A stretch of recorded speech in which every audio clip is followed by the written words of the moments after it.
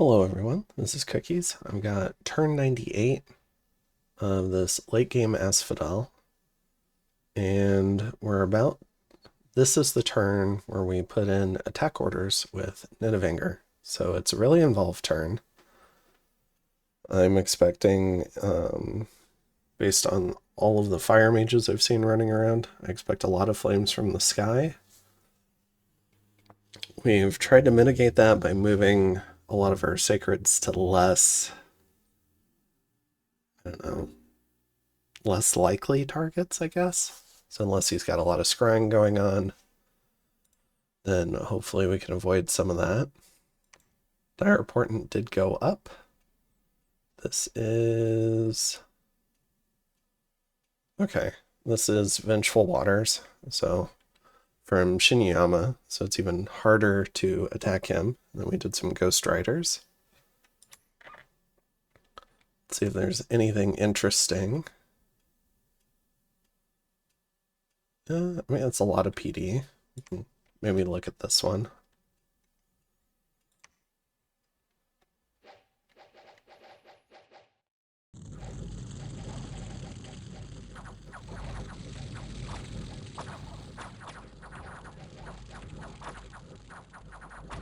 Yeah, it would be nice if the Shinyama colored squares were maybe a little bit different than the independent ones. So our Wraith Lord gets dismounted, but I mean, he's still pretty beastly. Oh, I didn't realize he's got the Spirit Form tag. Okay. Did he? Oh, he's also got Fear 5. Alright.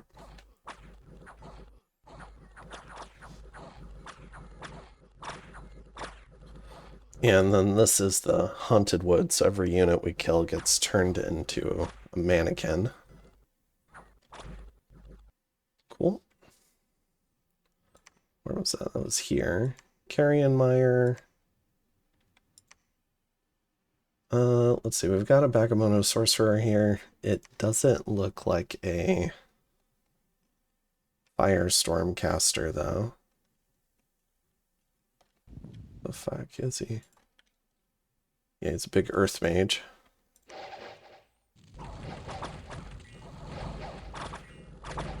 So this guy's just trying to thug it out. But gets, I think he gets HP routed. PD counts for less, but it still counts. Alright, I think that was the last one here, right? Yeah. Then in the normal battles, let's see. I could have swore we had Fenris's pelt. Oh no. Did I send someone in? Yeah, so this guy has Fenris's pelt, which is start a battle Howl. And the next turn is rolled, but I haven't done all my commands yet. So I forget about swiftness, though. It does add swiftness to him. So he's going to end up charging in alone.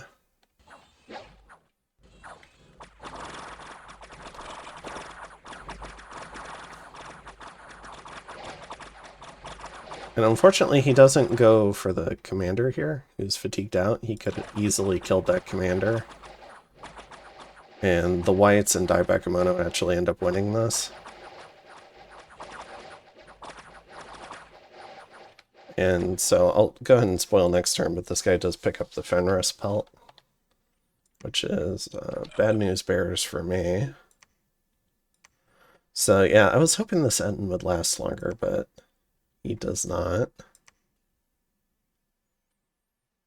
We bounce off of this PD. Again, it's just a lot of stuff.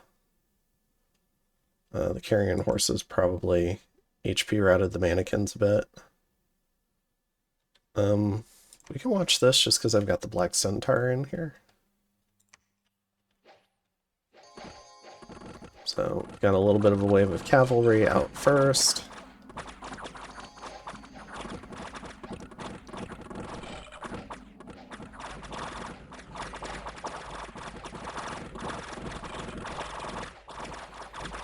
Unfortunately, we're sitting ducks in front of these crossbows.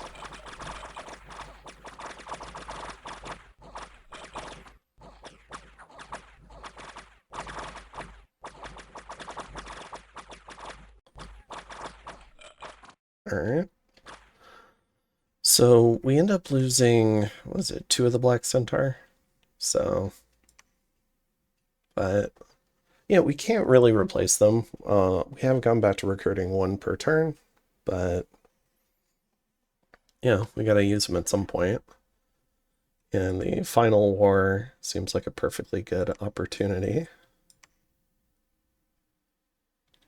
So we do kill a couple of Troll Kings here. We've got some of our Carrion Furies here. Oh, what are these guys doing? Okay, so they're just like ungeared. Potentially unscripted too.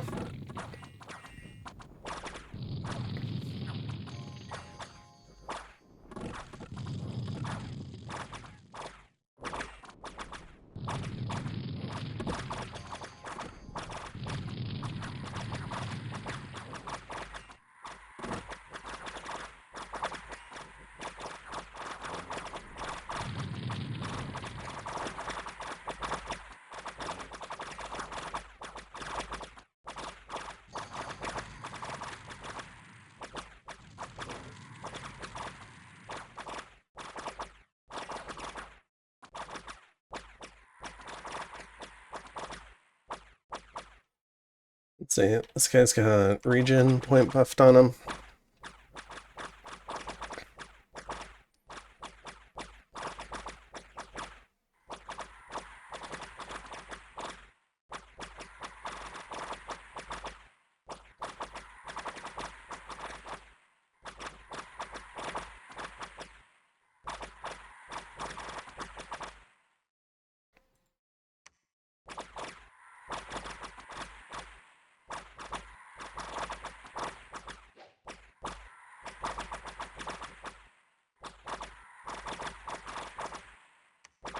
How long does this last? Goodness. Vengeful Vines is a good call. There we go. Alright. So, score a couple of nice kills there. Grain Coast, Bonelands, Hungry Sea. Let's see. So, looks like there was some resistance here in Strongdale. So yeah, there's a whole communion of Mukarib back here. We got some Draconians that unattack rare, though, to try and help. They also help distract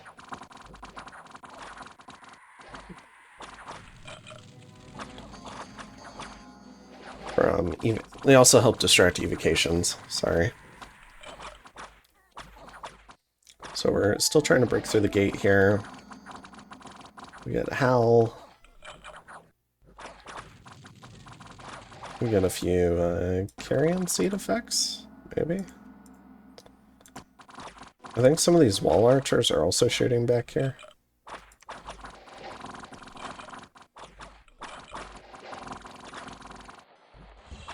Yeah, we got a few Carrion Ogres back here.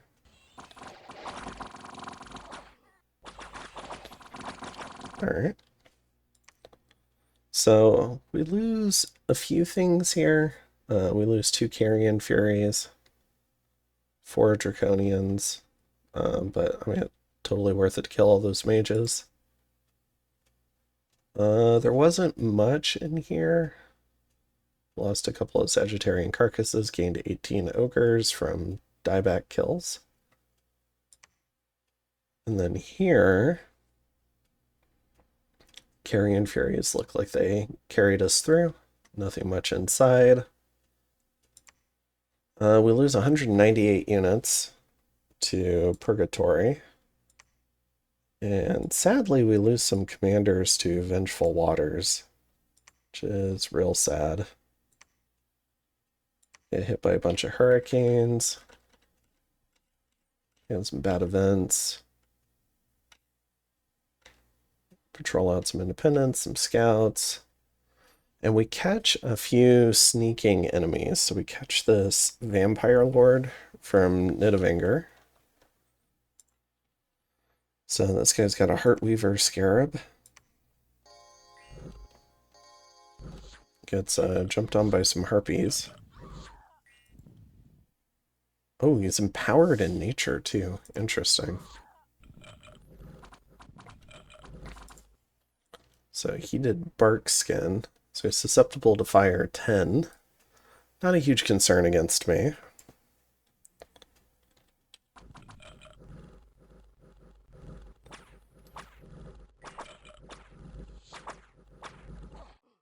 There we go.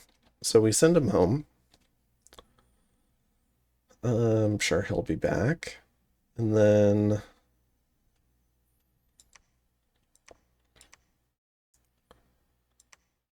let's see, we have that harpy patrolled out. We'll patrol out a few more scouts. Oh, and Nidavinger was upset about losing this guy, because this guy is... apparently he's got some history with him. He was a very successful assassin against Machaka, named Lucky. But gets rather unlucky here. Gets patrolled out by our raiding group. And just deleted right away by the Zots PD. Might have had a chance to kill. Yeah, water elementals are hard for mannequins. Long Dead are pretty hard. I still think it would have been difficult for him to solo that. But the Zots made it just impossible. They would have had to jump on the water elemental. And we do pick up some of the mercs. Alright, so you can see all the arrows we're doing. So one of the big important things that we are doing this turn is we're doing Astral Disruption. Now, I've done Arcane Analysis on Purgatory, so I know we can cast... there appears to be a range where we can cast Astral Disruption, be highly likely to dispel Purgatory, but below the bar for dispelling Dreams of the Awakening God, which is our global.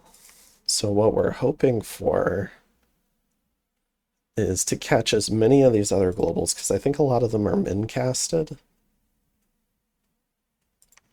So we're going to try and dispel a lot of them, and we're going to try and coincide it with a large attack on everyone, or a large offensive. If we can, we're going to gem bait this, or at least see what it is. So we're sending a small group to Leavenmark. Otherwise, this Lost Canyon range is going to split and go after Nidian range and God's Tomb. And we're going to attack all along the border. We've got... this one's more difficult. There's an Archdevil in the scouting report. So we're sending... I don't know, like I'm hoping this will be tough enough to kill a Firestorm caster.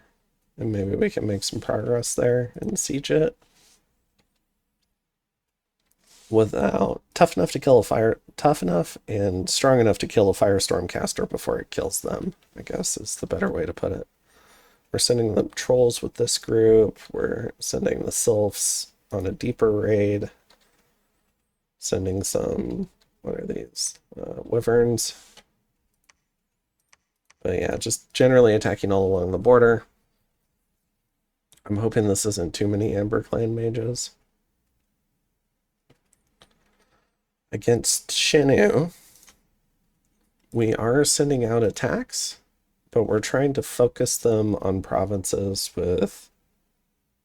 well, actually, this turn we don't really care about the candles, because we're hoping we dispel.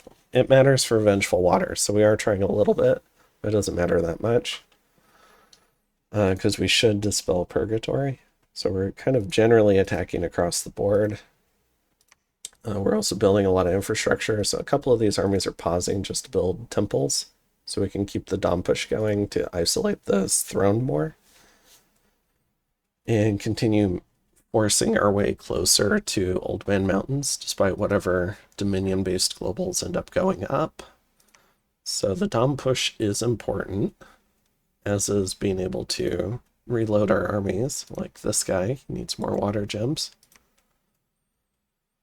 We are going to storm here, though, in Helbathria. We're going to try and crack Kunal, put some more pressure on Lupia. We're going to see what's inside of this, but I don't think he's patrolling this army. So I think we can just go sit on the fort because they haven't patrolled out the scout with the Great Eagles. And otherwise, we're going to just kind of keep putting the pressure on. A fair number of these provinces are pretty low on candles. So if we can keep killing temples, and we've got dom pressure hopefully coming from a fair number of these forts inward, and then we've got our global, assuming it doesn't get overcast. I think it's going to get overcast soon, but we'll see. I'm hoping the disruption maybe convinces them that other globals are more important, and they leave dreams up. But yeah, we're just going to keep putting in the pressure, and then here, in case something goes into Umdrase, where we've got this army here, it's going to go ahead and move into Gladewood. And what I should have done, because this army could move out, is I should have tried to reinforce it. But I couldn't get an appropriate water mage there. I suppose what I should have done was I should have done an air reload on this guy and sent most of this army to Gladewood. That would have kept up the tempo better, and then we could have potentially killed whatever this was. Because we want to crack these forts and get them out of here. But I think I was also a little bit scared to send this guy, because he's a really good water mage. I was a little bit scared to send him to Gladewood because of all the candles, in case we didn't dispel Vengeful. Let's see. We're gonna. This one's down to 1 candle, so we're gonna try and put some pressure on it. We've got a bunch of sacreds, so a bunch of wyverns. I mean, this is pretty high quality for us. We're gonna go ahead and bring in this guy and just continue to try and take forts off of Shenu here and keep pushing our Dominion. The more temples we put up, the more our Dominion spreads, the more mannequins we get from free spawn. It also means the more we pop kill, which makes it harder for enemies to take stuff back from us without starving. So yeah, just trying to get this pressure on and keep wearing away at the wish income. We don't want that expanding, so as long as we keep putting pressure on forts, hopefully we can also prevent them from accumulating too many gems. So yeah, we've got a little bit of a plan here. And then for Naba, we've got this group here. It's not a crazy group, but we're going to follow it up with this group. So this is the army that's going to see if it can't storm the fort. So 491 troops, 861 siege strength. And then we've got this army. It's going to try and storm Snowford, and then we have a second army moving in. And the idea behind this is if Nidavelgir's Pretender magic phases onto one of these forts to do a bunch of Master and Slave stuff, or Arcane Domination, he might take one of the armies, but hopefully then he's gem baited, and then the follow-up army, which is stronger, should still win and maybe kill his Pretender. So we're doing that with Snowford, and we're doing that with Umdrase. I wouldn't expect his Pretender to show up anywhere else. Unless he, that's the type of thing he would only do if he thought the game was ending, I think. Otherwise, it's too high of a risk. The other kind of like grand strategy thing is we're going to try and spread him out. So we're going to try and refocus more forces down near his capital and try and push harder here and see if we can stretch out his defenses. And then what we also need to do is we need to get more troops into the Moose Bowl region, like over here, and start putting pressure on this side of Nidavelgir as well. But yeah, we just need to put pressure everywhere to try and spread out his troops. If we can achieve breakthroughs into the center area, and, you know, it might encourage him to put up some of those defensive globals. And if Nidavellir puts up the defensive globals, then what that means is Shenu and Naba are not putting them up. And that hopefully helps our offensive over in this region. And I think that's it for this one. Oh, we alchemized air gems. We're using all of our pearls, and we alchemized glamour. I wanted to keep fire gems on hand. What I should have done was I should have moved this fire mage closer to the front line over here, because this is the army I'm going to want to flames from the sky, I think. And we're too far away.